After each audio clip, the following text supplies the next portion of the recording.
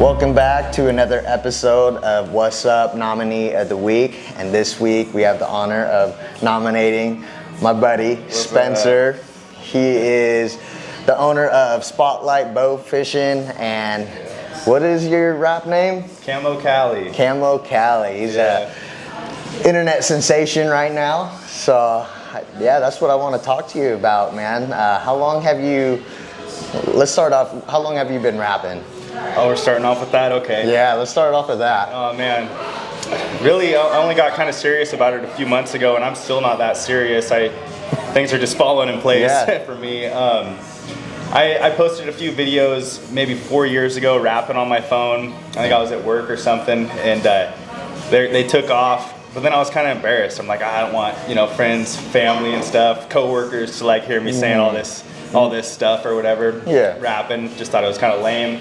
And then like just recently back in October, I came up with this rap, and it was when Kendrick Lamar, Not Like Us, was real big. And I just changed it to We Kill Big Bucks, because that's what I rap about is hunting and fishing. And I was like, okay, this one's good. I know this one's good. And so I reposted it. I posted it onto Instagram, and it's just like boom, boom, boom. People in the South are doing like reviews on this and everything, and then after that, I'm like, fuck it, I think I got something here, you know. So I didn't want to wonder like what could that have been, if I didn't pursue it. People are telling me like, you got to pursue this, and then so I did, and then that just took off. I did my first show in October, opened up for the Moonshine Bandits. Never held a microphone before in my life, dude. So I had to go find a bar actually down the road that was like an open mic night, just to practice on a microphone to see like, where do you hold it? It's like this, it's like that. Like, what do you do? And then went to the Moonshine Bandits, and I was so scared. Like, I was like, man, I don't want to look anybody in the eye, because if I do, I might forget my words, or like too much going on at one time. And dude, I got up there and all that disappeared. I felt like I was like possessed or something. Oh, no shit. Yeah, and then I get down, I'm like, well, what just happened? That was crazy. Dude, that's so sick. You're a natural. Yeah, maybe, yeah. Well, honestly, like that's awesome, because when people perform, well, I'm just saying, speaking for someone else, is how I would think. Performing, I'm not really good at public speaking, or anything like that in that manner, but I would definitely get like stage fright for sure. And that's cool how you just kind of... Dude, it can happen. So the next show I did was for the Good Old Boys in Chico, and I choked up a little bit, and it was like, when you're rapping, I don't have backtracks. I just remember everything, because people have backtracks, and that's like music playing behind your music of your lyrics. And then I didn't have that, and like you get off rhythm a little bit when you're rapping. It's like, that can really ruin everything. And then I pulled through with it or whatever. Then the next show I did was a 2-day event in Yosemite, and I just had it in my mind. I'm like, nobody cares. Nobody's gonna notice if I miss a word, or if I they don't even know these songs probably. So what's it matter? And then after I got over that, I think that made it way easier. That's so cool. Okay, so also, how long have you been doing your bow fishing? Bow fishing, I think we're going on our 3rd season. This summer will be our 3rd season. I've been doing it a lot longer than that, though. Probably, maybe, time flies, I'm guessing maybe 10 years now. 10 years? Oh, no shit. Yeah, we started, I'm always hunting and fishing. I always have been, forever. And we're at Shasta Lake, and we just see these monster carp swimming by, You don't really catch carp, you don't really eat them. But then I hear about people shooting them with bows, and I was all over that. Next day, it's like I went and found a reel, put it on my bow, and we're out bow fishing. It was game over from there. Yeah, that's tight. It's just innovating a whole new, innovating a whole new sport, combining hunting and fishing, best of both worlds. Seriously, that's so sick, honestly. And so you said, so you started the business about 3 years ago? Yeah. Okay, so my next question is, with you starting that business, does that kind of help you with like your entrepreneurial bone going into rapping as well, like getting the confidence to just like pursue just like goals, personal goals, passions? Yeah, that's funny, because it did actually. I never really thought about that, but when I was doing the whole bow fishing thing, I had to make a lot of stuff happen, and like I had to do it. I had to do this, I had to do that. Social media wise, I'm contacting like UFC fighters like Clay Guida. I'm trying to get them out on the boat. Who else am I talking? Like just all kinds of people to promote my business and take them out on a free trip, whatever I got to do. And all this stuff's falling in line. And it's like, it's all working out, and then I realized like that's not just gonna come to you. Like you have to make all these moves, you have to do all this, and it's a grind. And then same thing with rapping, like just reaching out to like things that are like you wouldn't even think is possible, like the Moonshine Bandits, you know, like reaching back. And now you know, I'm talking to him all the time, got his number in my phone, and yeah, it was a lot of the same characteristics, I guess. Opening a business and then promoting yourself, all that stuff. I feel like with being an entrepreneur, you have to wear all the hats. I've said it before in like previous interviews, but one thing I want to add to that is opportunity doesn't ever fall in your lap. You have to create opportunity. Yeah, absolutely, man. And just like to tap back in with what you said, like how it just falls in line. I feel like when you hustle for something, opportunities come up, and then everything happens like so serendipitously, you know, it just naturally happens, like organically. And you can't feed a mouth that's not open, so you gotta do something. It comes in waves too, like right now I'm on a good one, and it's gonna go back down, and then hopefully another one comes, and then you know. Yeah, that's life, man. Just a roller coaster of emotions. And I think just from starting this and everything is just like enjoying the process of, no matter if it's going good, going bad, just like realizing this is the journey, and you gotta, instead of being so fixated on the destination, you know, just be present. And so my next question, how does rapping make you feel when you're on stage or when you're performing in front of people? I don't know. I think that's crazy. Like, I think I already kind of answered that. Like I said, I felt possessed. Like something just takes over. And it's awkward. It's kind of embarrassing. It's getting easier now, but it's like, I already said it on one of my posts, being a wannabe 30-year-old local rapper, like that's gay, dude. I don't want to be that guy, and that's why I wasn't posting that. Like that's some clown shit, you know?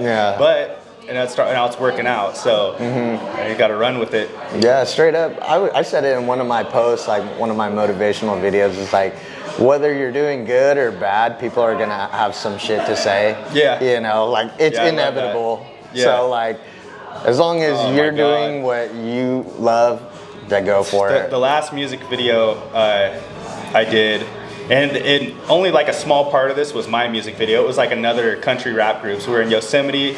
It was sick. They had helicopters, Hummers, they had all kinds of stuff. But they had a disabled guy in a wheelchair doing donuts with a Confederate flag sweater on. So people are gonna have some shit to say, and it's like, yeah, I'd have some shit to say too, but hey, I'm not rocking the Confederate flag. I don't got nothing to do with that. But this dude is doing donuts, and of course the comments, oh my God. Like, I fought back one time. I'm like, hey, this dude has all kinds of insecurities. He comes out to a place like this, and they all disappear. He's having the time of his life, and then these people are just like saying the nastiest stuff, and it's like, that's all I'm saying. I'm backing off, dude. It's that's like, the internet, though. The internet is fucking. They were kind of funny, dude. Some of them were. Some of them were, not. I live for the fucking comments, dude. Because it's like, damn, people actually said that. It was terrible, man. But it was cool. But you got to enjoy it along the way. Like I say, I'm not striving to be some sort of like country rapper, rock star dude. It's just, if it happens, it happens. The bow fishing, I already love bow fishing. So if I can make a little money doing that and start something completely new in Redding that they've never seen, because Spotlight Bow Fishing was the very first bow fishing guide service like in Northern California. Now, since I started that, there's a few more, so it's kind of taken off.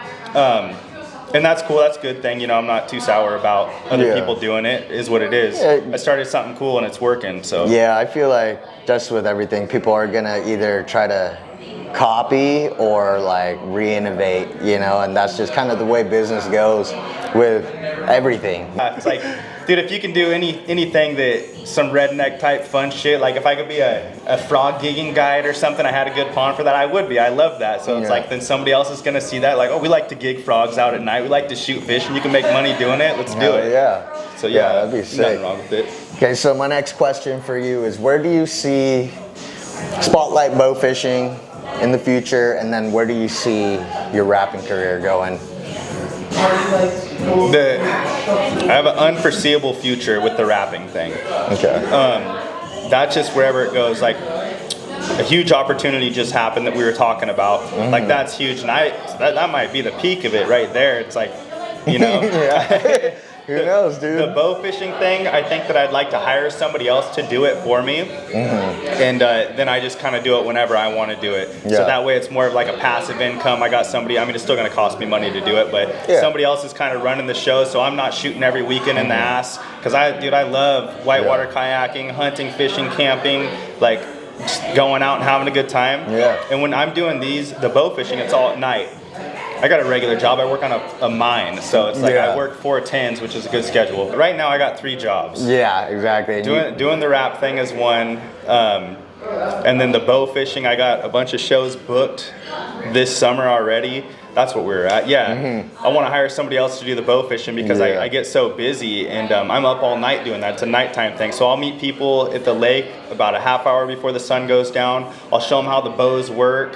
Just got an arrow, a string, a reel, and I got lights all around the front of my boat with a deck that everybody gets up on the front of.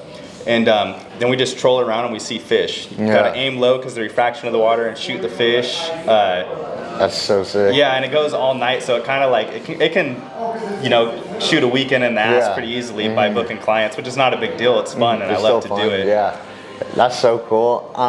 So yeah, you're hiring? yeah, maybe. Yeah, hear that, guys? He's hiring. If you guys want to bow fish, learn how if to you're bow good fish. with boats, shoot when it breaks, and know how to use a bow and fix that. Yeah, for real. Okay, so I think my final question is, what's the best advice you could give someone either starting a business or just pursuing their dreams? Oh man. Well, my 2 big learning things would be, don't be embarrassed. I was so embarrassed about rapping. That's so, like, come on, dude. It's like, I don't want my coworkers knowing about that and stuff. Yeah. And then now it's taking me to all these crazy places. So just don't be embarrassed. Don't care what other people think. If you want to do something, just do it. Because it's, especially if you might be good at it or like have some sort of talent, pursue it. Because you don't want to, you know, be older down the road wondering what you could have been with that. That's a shitty feeling. That would suck. And then running your own business, opportunity is not just going to fall in your lap. Like maybe, but probably not. It's probably not going to fall right in your lap. Like you're going to have to work for it. You're going to have to reach out. Do shit that you think it's not going to work, but try it anyways. Like reaching out to like people, whatever your business is. Like just reach out to other people. Try to get them involved with it.